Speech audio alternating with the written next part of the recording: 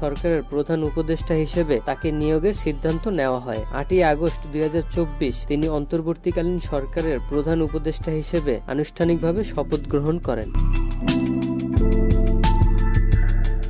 Doctor Mohammad Yunus 1970 সালে ভেরা ফরেস্টেনকো নামক Russian তরুণীকে বিয়ে করেন এবং 1979 সালে তাদের বিচ্ছেদ হয়। তখন তাদের 3 মাস বয়সী মেয়ে মনিকা ইউনূসকে নিয়ে রাশিয়ান তরুণী যুক্তরাষ্ট্রে চলে যান। তারপর নোবেলজয়ী 4 বছর পর আফরোজি ইউনূস নামক একজনকে বিয়ে করেন। বর্তমানে তারা একসাথেই থাকেন। তাদের একটি মেয়ে রয়েছে, তার নাম দিনা আফরোজ ইউনূস। তার স্ত্রী আফরোজি ইউনূস ভুলে যাওয়া রোগ ডিমেনশিয়ায় আক্রান্ত। সুস্থ থাকা অবস্থায় তিনি জাহাঙ্গীরনগর বিশ্ববিদ্যালয়ের ফিজিক্সের অধ্যাপক ছিলেন।